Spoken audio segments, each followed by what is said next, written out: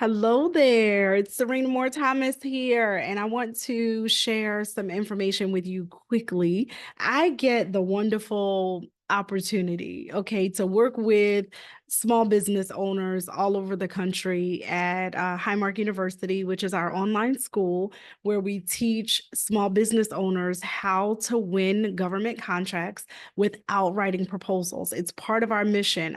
We have a mission called Mission 500K. And Mission 500K is not an income goal, it is an impact goal. I truly believe that every single small business should at least understand the basics of doing business with the federal government. And so what we do is we have courses, and we have a community, and we have accountability and coaching and things to teach small business owners several ways to win government contracts, but without writing proposals.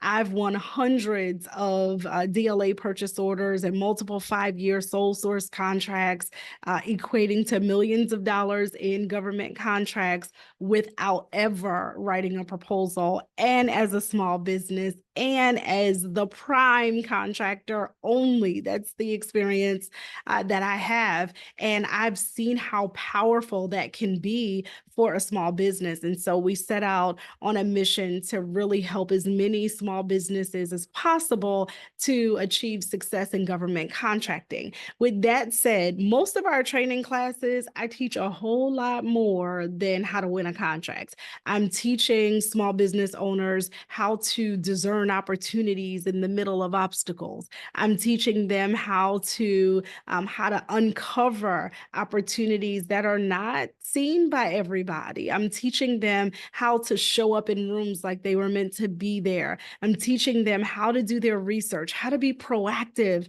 how to communicate their value in a way that is very simple. Okay. And so we do a lot of things. But one of the things that I've seen lately, and I've talked about lately with our student group and the folks even in our free Facebook group, we have about almost 800 people in that group. And I hear all the time, I'm not making progress. I'm not gaining traction. I don't feel like I'm getting anywhere. I'm doing a lot of things. I'm working all day long. I am absolutely exhausted at the end of the day. But when I look up and I think about what I've actually done, it's kind of hard to determine what I actually got done, even though I'm tired. And so it's a common thing, right? That happens. It happens. And so I started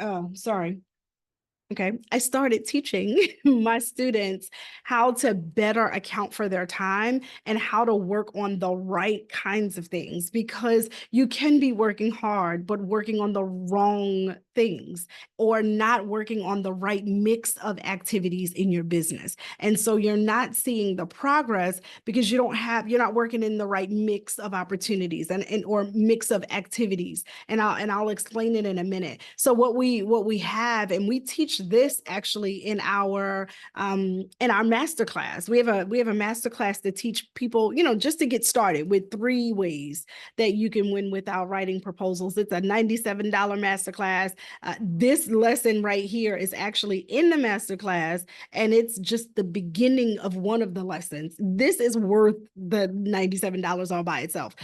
So in one of the days, and I don't even remember which day, I talk about having a CEO scorecard, right? And I teach my students about a CEO scorecard. And what that is, it's a way for them to visually see what types of activities they're working on. And so you have your $100 tasks, and then you have your $1,000 tasks, right? So these are the things that have a greater value in your business. Your $10,000 tasks, right? And these things have a great value in your business, whereas some of your $10 tasks or $100 tasks are, they're lower in value. So if it's like a $10 or $100 task, that's typically something that needs to be done in your business, no doubt, but it's definitely something that somebody else can do. Okay. And as you get into the the $500 task list of things, those are things that that somebody else can do, but they do need some skill to get it done. Like the $10 task, your child that lives at your house rent free probably could do that for you. Update your website, post things on social media, create posts, schedule things, like, do some research, pull some stuff together, do some billing, type receipts into a spreadsheet or whatever. Those kinds of things that you have to do, especially when you're a solopreneur, right? Or you're a very small team and you're still into the day-to-day operations. Those are things that you can have somebody else do. Okay. But then as you get into the higher level tasks, the $1,000 task, the $10,000 task, though, that's when you actually get to, you're actually submitting proposals. Okay. That's a $10,000 item. You are having meetings, you are attending a matchmaking session. Okay. And that is a $10,000 task. That is something that requires you as the subject matter expert to show up. All right. You're answering the sources thought, opportunities. Okay. And so I share a scorecard, and then I help them determine a formula for their sweat equity. Okay, so if you say as a business owner, you want to make 100,000, let's just use an easy number, $100,000 a year. Okay, and let's take 52 weeks. So you have 2 weeks off, and you want to make 100,000. So that's going to be roughly $2,000 a week. Okay, that you need to make in your business, right? Roughly. We're just rounding stuff. Okay, so make it easy. So let's say $2,000 a week is what you got to make in your business to reach your goal. Well, $2,000 a week is what you got to make in your business to reach your goal. That means when you start looking at your tasks, and let me show you, I'll show you what the scorecard looks like a little bit. When you start looking at your tasks, can I pull it on the screen? Okay, so this is a sample one. I think it's okay. This one starts at $10. It's just for illustration purposes. I think you guys get it. Okay.